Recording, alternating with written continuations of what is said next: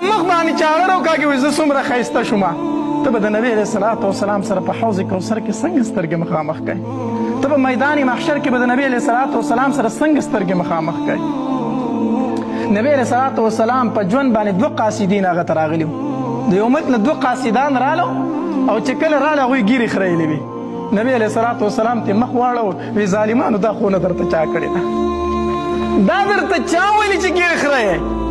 نبی علیه الصلاة والسلام ته په خپل ژوند مبارک مخ اړولی دی. دا امتی چې د قیامت په ورځ ورشي دی به څنګه مخ مخامخ کوي د نبی علیه الصلاة والسلام سره چې زه ستا امتي ما. او یو مسله درته کوم علماو لیکلي دي چې ګورې ګیره یا بالکل خریل یا د یو موټي نه کم ګیره پرېښودل دا برابر دي. دا برابر دي. یا خریل یا د یو موټي نه کم ګیره پرېښودل دا برابر دي. په دې ګیره کې ګوره څوک بد نه ښکاري. مونږ پرېښي مونږ پې بد ښکارو.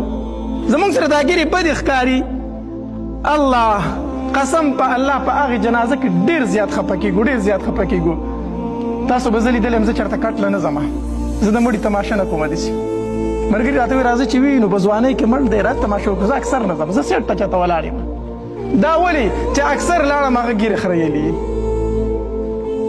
ګیره یې خریلي په مخ باندې ګیره نه نو بیا خفه یم که نه؟ بیا خفه یم و همدې په قبر کې چې ته 3 سواله دي په 3م سوال کې دی الختی دی. چې کله دی دفن شي مور او پلار ته هم را روان شي، بچي ته هم را روان شي. الله د مور سره غم نه چې زما د بچي سره په قبر کې څه کېږي، د پلار سره غم نه زما د بچي سره په قبر کې څه کېږي، د ښځې سره غم نه زما د خاوند سره به اوس څه کېږي. هغوی خو د ماښامونو غم راغستي وایي وریجې پسې پخې کړه، حلوا پسې پخه کړه چې وبخلی شو. ته به وایي چې حلوا وریجې پخې کړې بس هغه وبخلی شو. صرف د جومات د امام سره دا غمي چې دی په 3م سوال کې اوس انختی دی. 3م سوال د نبی علیه الصلاة والسلام متعلق دی چې پیغمبر دې څوک او څه عمل دې کړی د هغه په شریعت. ده خو ګیره خریلې دی هلته څنګه جواب ورکړي په قبر کې؟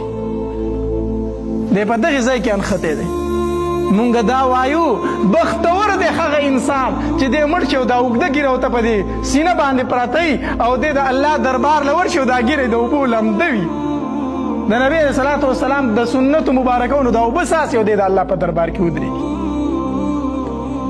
الله قسم په الله د چا بېعزتي نه کوو، د چا سپکاوی نه کوو.